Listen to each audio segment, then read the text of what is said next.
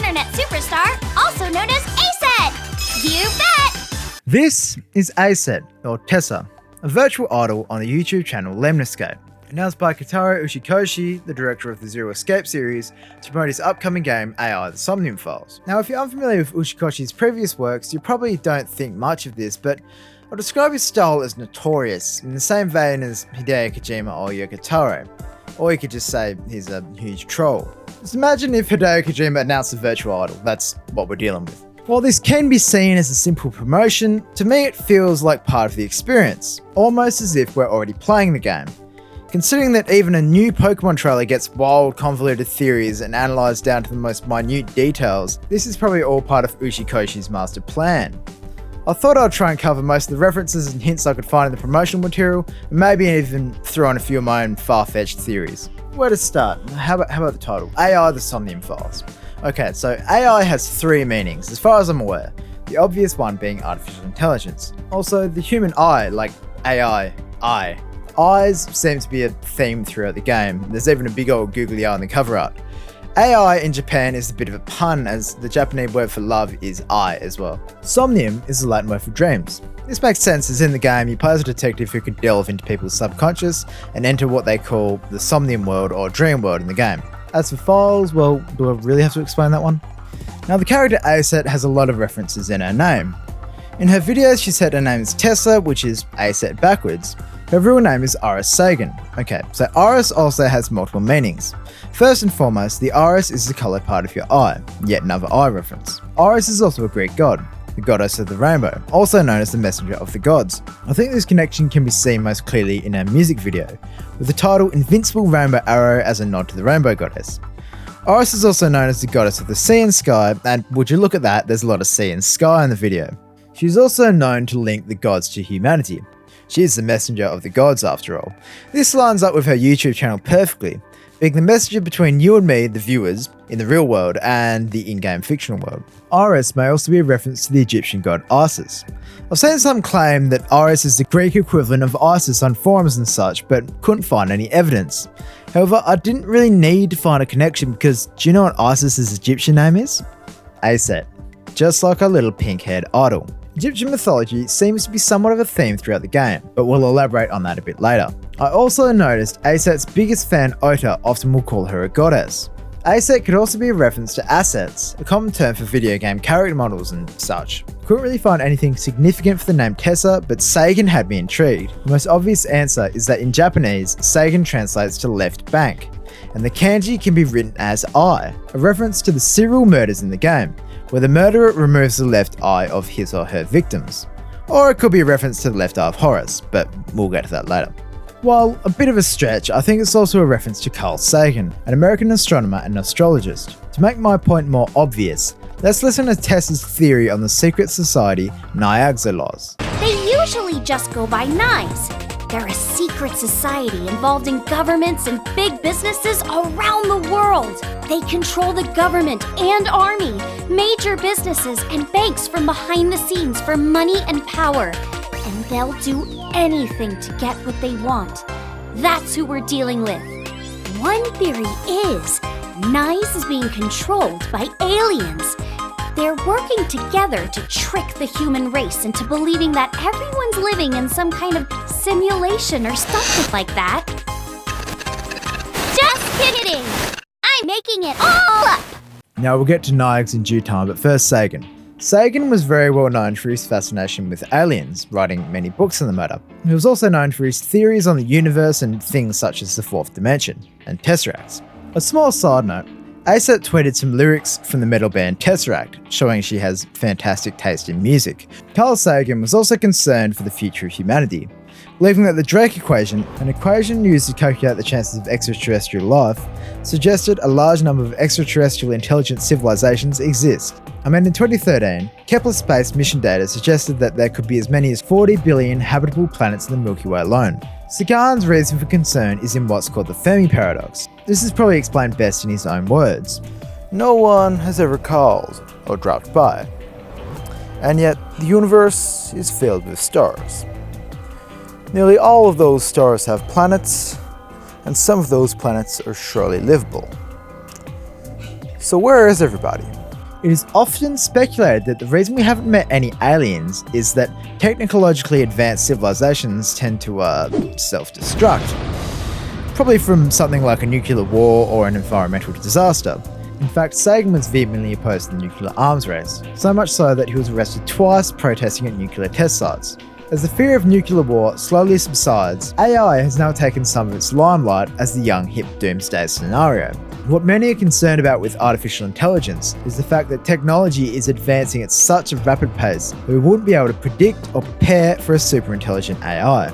I mean, Moore's law observes that the transistor count on computer chips has doubled every 2 years since we invented them. Comparing that to the millions of years it took us to evolve from monkeys, this is quite a rapid advance. If I were to roughly put some animals on a graph of intelligence, I imagine in the grand scheme of things, a village idiot like me would be a lot closer to Einstein than a chimpanzee, let alone a bird or an ant. Now, if we put the progression of artificial intelligence over time on the graph, we could have the intelligence of a 12-year-old child in the morning and something 10 times smarter than Einstein by the afternoon. I've even heard some people say that it could happen in a matter of minutes or even seconds. You could say we are in an arms race today, albeit not a nuclear one, but rather an intelligence arms race. Given that the super intelligent AI would theoretically cause a kind of chain reaction, I mean, something so intelligent could probably invent an even more intelligent AI, and then that could probably invent something even more intelligent, so on and so forth. This would leave any competitors in the dust, potentially even leaving them hundreds of years behind technologically. With all these big tech companies and governments having so much to lose, I don't think the prevention of a rogue AI will be too high on the priority list. The first to achieve something more intelligent than man not only have won the race, but will rule the world. Or destroy humanity, Skynet and all that. This is only a thumbnail view of the discussion around artificial intelligence. I'll get back to my point. Given how Carl Sagan was concerned about intelligent life ultimately being self-destructive, a superintelligence could either advance our demise or allow our civilization to get past the dreaded Fermi paradox. By giving us technology such as space travel, a superintelligent AI could allow humanity to conquer the universe, I suppose. Still not convinced Sagan's in this whole thing? Well, did you know Sagan used to live in a house built by the secret society Sphinx Head that resembles an ancient Egyptian tomb?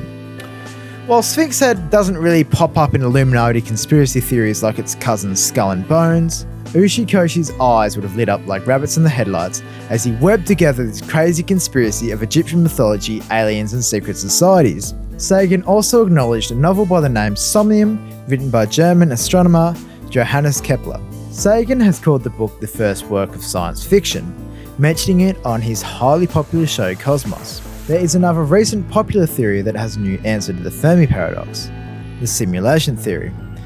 Given the amount of simulations we humans do all the time, I mean almost every science experiment is a simulation, products such as cars will go through numerous simulations before they're ready to sell. Would it really be all that surprising if the Earth was just a giant petri dish for some alien civilization? Or perhaps we're all part of some test program run by a supercomputer. If you've been paying attention, you would have noticed Tessa has already mentioned this theory earlier, when she was talking about Niag's laws. Nice is being controlled by aliens. They're working together to trick the human race into believing that everyone's living in some kind of simulation or something like that. In her theory, it seems Niag's laws are aliens that control the world from behind the scenes. This reminds me of ancient aliens theories, something once again Sagan was a prominent figure in, though he always stressed the concept was figurative and unproven. This theory speculates that aliens have visited Earth before, or perhaps that we are all descendants of an alien species. This could explain the appearance of messiahs throughout history. Perhaps they were aliens testing to see how humans will react to an unexplainable phenomenon, or a miracle. Miracle, miracle, where have I seen that before? Ah, Tessa's song. And if we believe we can make miracles. Could Tessa possibly be alien Jesus? Probably not, but she did get resurrected. It's a very messiah-y thing to do. Very messiah-y. If you remember earlier, I said Horus, the Greek god, is a messenger between the gods and the humans, implying that we, the viewers of her YouTube channel, are in the world of the gods. This would make sense, as the developers of the game in our world are to them technically gods. Wait, so Uchikoshi is a god. He also appears in Tessa's videos. Is Uchikoshi a part of Niag's laws? I mean, if you take the simulation theory and insert him in as the alien creating the simulation world, it makes perfect sense. Well, kinda. It would also explain why in the videos after Tessa's apparent murder, where we think she's been replaced or mind controlled, she acts a lot more friendly towards Uchikoshi. When you see him like this, he's kind of handsome, isn't he? Yuchi is so cute! Yeah! Cute! Could Uchikoshi have been in the polar bear suit? No. While we're on the subject of fake Tessa, I have a small theory on that too. So Tessa appears to have been cut in half in one of her videos, but was replaced with what most believe to be an imposter. All her catchphrases are slightly different, and things like the colour of the text and the subtitles have changed. The fake Tessa could be an AI trying to imitate Tessa. With all the themes of immortality in the game that I'll touch on later, some commentary on digital immortality wouldn't come as a surprise. While digital immortality is normally something along the lines of uploading one's consciousness to the internet, there was a story in 2015 that intrigued me. A man by the name Roman Mazurenko was killed in a traffic accident. His friend Gina Kaida decided to create a chatbot using Roman's text and digital footprint. Maybe one day people will resurrect me in an AI form to review more hentai games. I'm just going to leave some clips of Gina talking about the chat box here. Open up and tell him that I miss him. I guess there was a lot of closure. And what I saw there was this incredible longing to come and actually talk about what are you feeling and what's on your mind and just what's going on with you. You wrote, "I miss you," and it just wrote, "Me too." Of course I did it for myself so that I can have in the future, everyone will have a digital avatar that would connect you to yourself, your friends, and your loved ones, even acting on your behalf but with other people. The fake Tessa videos really do come across as something an AI algorithm would come up with. The flaw here is that Tessa's friend Ota has confirmed meeting with Tessa after her resurrection. But perhaps Uchikoshi killed her and programmed a fake one using AI algorithms or something. I don't know, just some food for thought. Moving on. Let's see what this Nyaxodlos is all about. Well, if we read it backwards, we get Zoltaxian, a seemingly made up word that Siri mentions when asked a couple of specific questions such as how smart are you? Hey Siri, how smart are you? We intelligent agents don't really undergo IQ tests, but I scored off the charts in the Zoltaxian egg curry. I was struggling to really find anything about Zoltaxian in English, besides maybe some top 10 weird things you can ask Siri lists. The Japanese Siri has more responses unique to Japan, ranging from a Zoltaxian being from a distant galaxy's fictional TV show 6,000 years ago to a Zoltaxian being a chocolate planet of some sort. The Japanese also seem to have an urban legend around the matter. From what I gather using Google Translate, it has something to do with a Freemason secret society controlled and selected by an AI. Well, that fits the mold. Hey, thinking about it, given that Apple is like the biggest company in the world, surely they would have some ties to the old Illuminati. I mean, iMac, iPhone, iPad, iPod. Perhaps the I doesn't stand for internet, but rather the Eye of Horus, or Illuminati. Not to mention, Siri is Iris backwards, once again referring to the eye, and of course they'll go Iris Sagan. While we're on the subject, what exactly is the Eye of Wadjet, or Eye of Horus? Well, let's listen to Tessa's explanation. Oh! By the way, the Eye of Wadjet refers to Horus's lost eye from Egyptian mythology. Horus lost his left eye when he was fighting his arch nemesis Set. After Horus got socked in the face, his eye popped out and flew all around Egypt, gathering wisdom and knowledge and stuff. Then the god of the moon and time Thoth found it. He healed Horus! That's why the Eye of Wadjet is the all-seeing eye. It symbolizes healing, royal power, and restoration. Thanks, Tessa. The Eye of Horus is often associated with the Eye of Providence, found on the American dollar bills and Freemason iconography. While the symbols are different, many conspiracy theorists treat them as being the same symbol. The symbol of the Illuminati organization they believe to be the puppet master behind the governments and world powers of today. In this case, the symbol would represent control of knowledge, illusion, manipulation, and power. I should point out that Tessa talks about the left eye of Horus gaining wisdom, knowledge, and such, just like the artificial intelligent unit inside our protagonist's the left eye, granting him, well, wisdom and knowledge. The victims in the serial murder case are also missing their left eyes, A set included. I should mention that Horus's left eye represents the moon, with his right representing the sun. They travel to the moon in the book Somnium, and the moon is also a very important location in the Zero Escape games.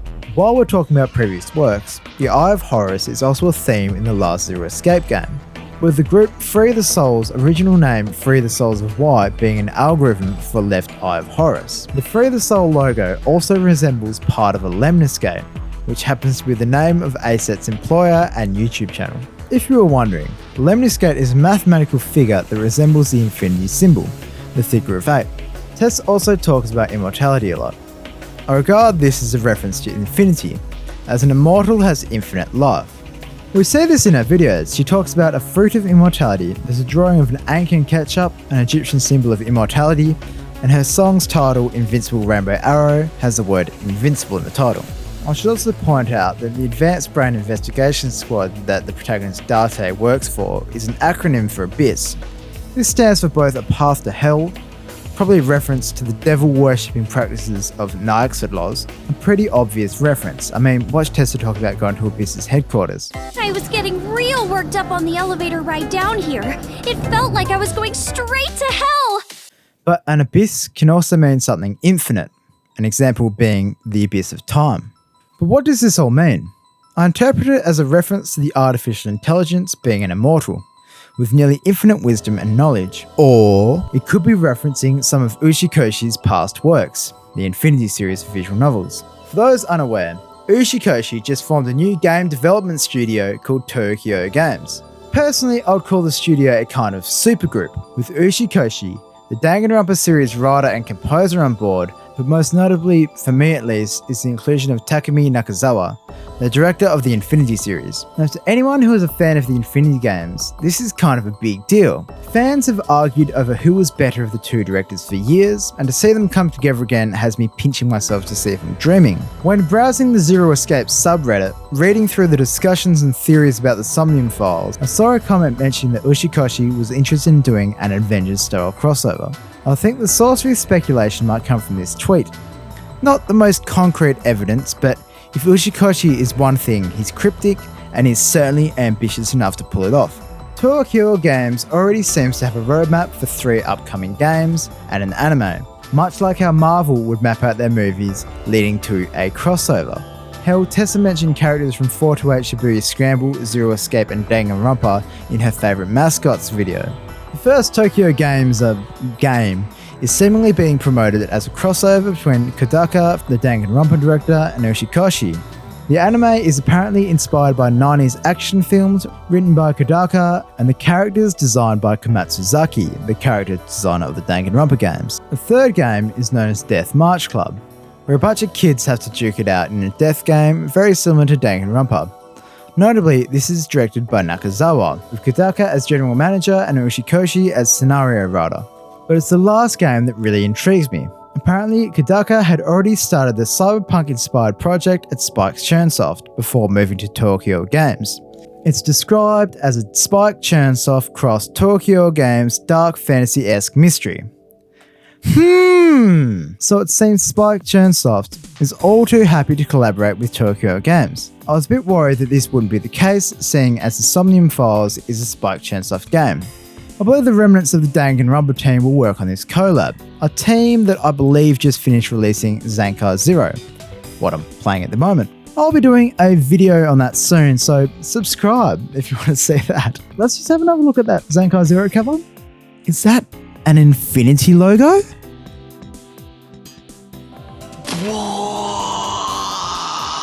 To summarise my prediction, I think that Tokyo Games and Spike Churnsoft are building a multiverse style crossover.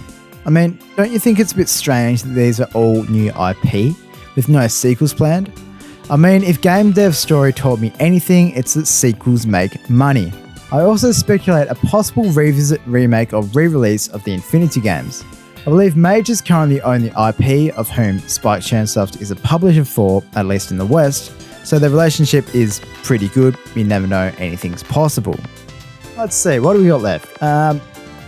Number 6 keeps showing up on the video 6, which is 66 seconds long. Nothing really happens in the video besides a glitch at the 6 second mark and 18 second mark, which is a multiple of 6. We also know that Date lost his memory 6 years ago, and there was a chemical plant explosion that seems relevant to the plot that happened 6 years ago. This is probably a nod to 666 being the number of the beast, given that Narg's is a devil-worshipping cult, and in the thumbnail of the video 6, there is a QR code that links to Baphomet, the demon on Narg's logo. Well, even secret societies have to have good brand recognition. The recurring numbers are in both the Infinity Games and Zero Escape series. For example, about every number in Ever 17 is either 17 or a multiple of 17. While this is probably no more than a homage, it is still another connection back to the Infinity Games. I also think upcoming Tokyo game Death March Club has the recurring number thing as well, as I found this quote on the fandom wiki page. Kill 12 to win, 12-year-olds play a death game of 12s.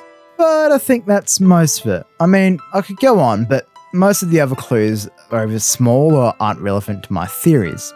I'm bound to have missed some stuff and I'm bound to be wrong on 99% of this, but it was fun. And as I said, I think the speculation is all part of Uchikoshi's master plan.